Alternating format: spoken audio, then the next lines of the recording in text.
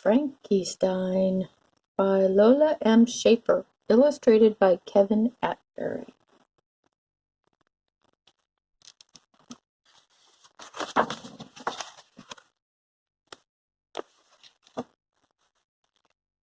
Frankenstein came into the world on a bright, sunny day.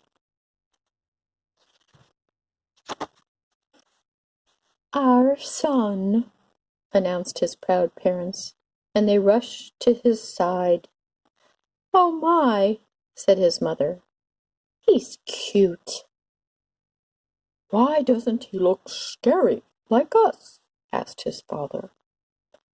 "I don't know," said his mother, "but with our help I'm sure he will." Mr. and Mrs. Frankenstein showered their son with scariness. They made faces at him. They shouted, "Boo!" and "Gotcha!" And every night they read him stories by candlelight. One day while feeding Frankie, his father was shocked to see a lock of sun-gold hair. "What is this?" he asked. "I can take care of that," said his mother. When Frankie got his first tooth, it was white. "What's this?" asked his mother. "I can take care of that," said his father. During a game of peekaboo, Frankie's face shone pink and smooth. "We can take care of that," said his parents. Little by little, Frankie began to look like a Stein. "I'm starting to see a resemblance," said his mother. "Yes, but he still isn't all that scary," said his father. "That's true," said his mother, "but at least Frankie can act scary like us." "Indeed," said his father. Mrs. Frankenstein taught Frankie how to walk. "Hold your arm out straight," said his mother. Frankie did. "Now take big, slow steps," she said, "like this." Frankie tried. He really did, but his walk was more of a bounce. Mr. Frankenstein taught Frankie how to moan.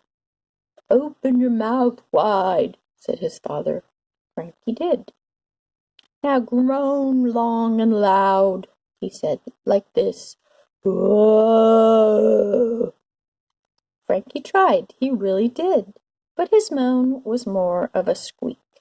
"Ew, ew." "Well, Frankie might not have all our scary looks," said his mother. "And he might not act scary like us," said his father. "But he is a Stein," they said. "Maybe he just needs a little inspiration."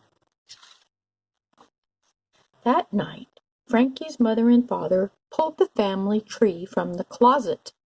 "This is your uncle, Franklin," said Mr. Frankenstein to his son. "His laugh turns men to stone."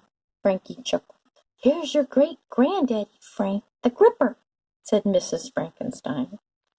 "He can hold the attention of an entire town."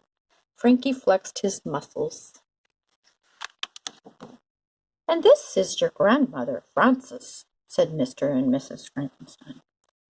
"She's always full of surprises," said his mother. Frankie raised his eyebrows. "So you see, son," said Frankie's father, "you come from a line of Steins, each one different, but scary." "Indeed," said Frankie, studying each family member. "And I'll be scary too. Just wait and see." For the next few weeks, Frankie stayed in his room and practiced scary. Frankie tried and tried, but he just couldn't look or act like his parents. Instead, Frankie decided on his own kind of scary. Early one morning, Frankie made a grand appearance. "Well, what do you think?" he asked his parents. "Horrifying!" yelled his mother and father. They threw their hands in front of their faces. "If you think that's scary," said Frankie, "watch this." He wrapped his arms around his parents and hugged them tight. "Spine-tingling," blurred Mr. and Mrs. Frankenstein between gasps. Then Frankie leaned closer and gave them each a big lip-smacking kiss. Mr. and Mrs. Frankenstein clutched their hearts. "Scary!" they shrieked, and they fainted dead away. From that day forward, Frankie Stein was considered the scariest Stein of all.